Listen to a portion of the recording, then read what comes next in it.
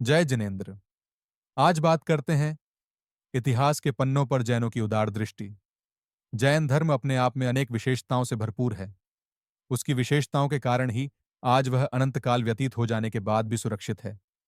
भगवान श्री ऋषभदेव ने उस काल में जिस धर्म शासन की स्थापना की थी, उसी शासन को अनुशासन में रहकर बाद में हुए तीर्थंकरों ने आगे बढ़ाया एवं संसार के कल्याण का मार्ग प्रशस्त किया। आनंद शंकर ध्रुव से लेकर चुस्त रामानुज संप्रदाय के धर्मगुरुओं ने भी जैन धर्म के स्यादवाद की मुक्त कंठ से प्रशंसा की है।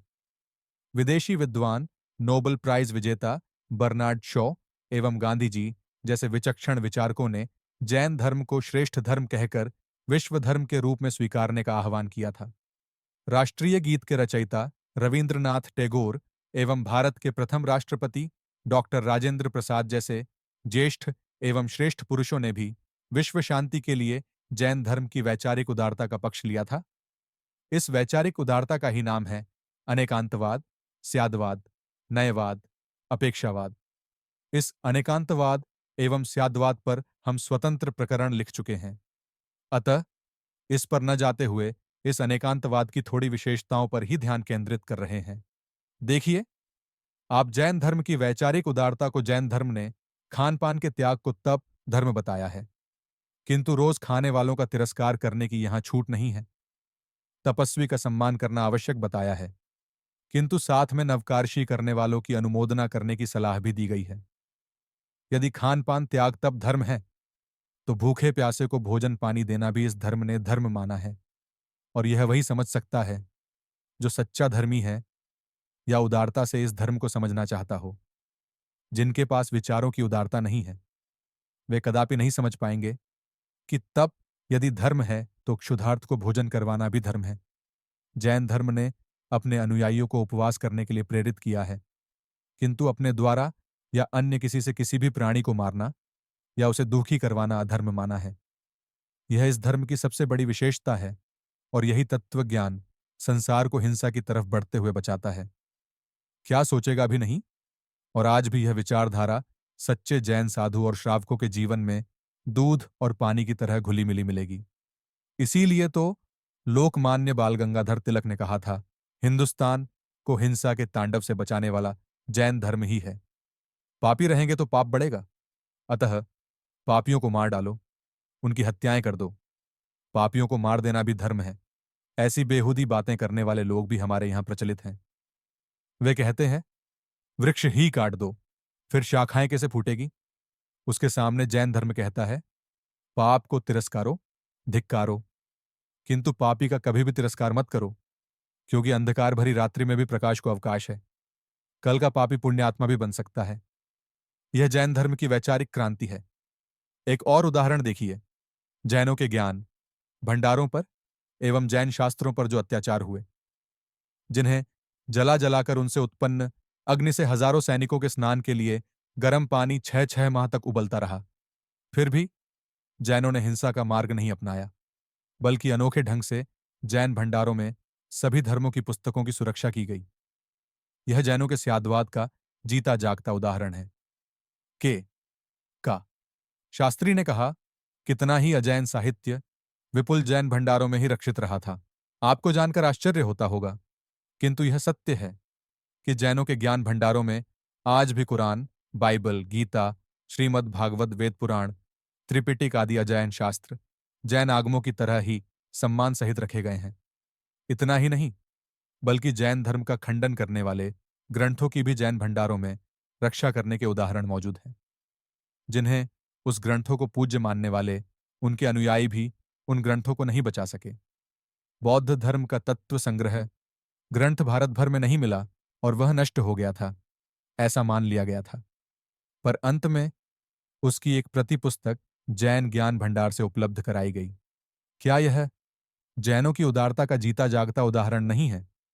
जैनों के स्यादवाद के कारण ही जैन दर्शन का खंडन करने वाले ग्रंथों पर जैनाचार्यों ने निशंक होकर प्रमाणिक टीकाएं भी रची। इतना ही नहीं, बल्कि पुराण ग्रंथों के एवं महाभारत के पाठों को संदर्भ के रूप में रखे गए हैं। इसका कारण सिर्फ यह है कि जैनों का स्यादवाद एकांत आग्रह को मिथ्या समझता है।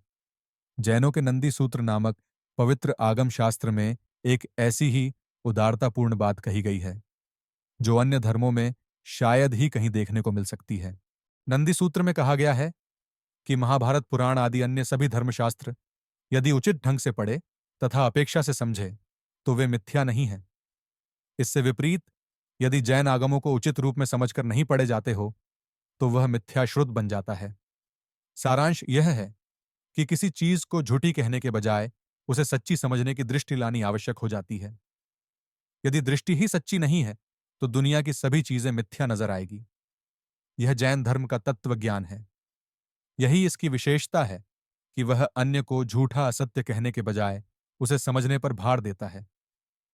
क्या आप नहीं जानते कि जैन मंदिरों पर एवं जैनों पर कितने भयंकर अत्याचार हुए? धर्म परिवर्तन के बहाने एक दो नहीं बल्कि दो दो हजार जैन मुनियों को मौत के घाट उतार दिया गया।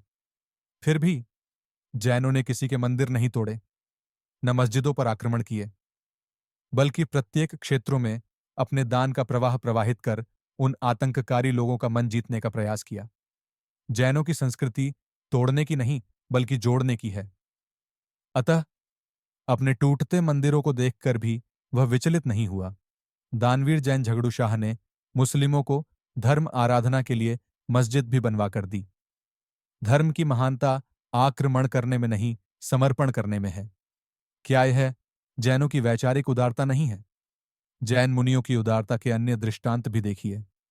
जैन मुनियों ने भारत भर में मुसलमानों से लेकर हिंदू राजाओं को एवं हिंदू तथा ब्राह्मण प्रजा को भी धर्म का उपदेश दिया।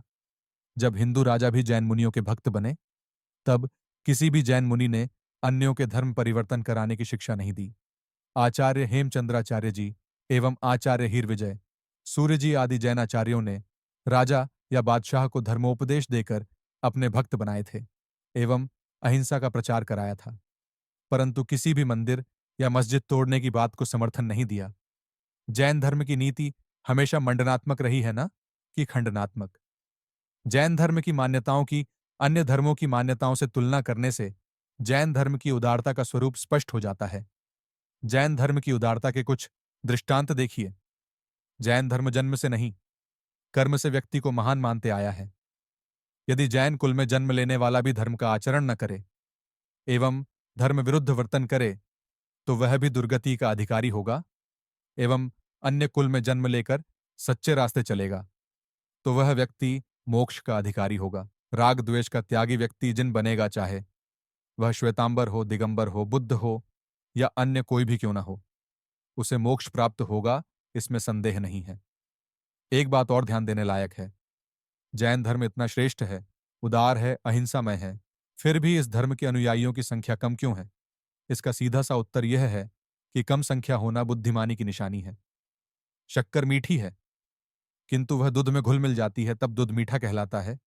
वस्तुतः दूध मीठा नहीं है, मीठी तो शक्कर है, किंतु वह दूध में घुल मिल जाती है तो दूध में मिठास आ जाती है। संख्या में जैनों की कमी होने का कारण उसका आचार धर्म है।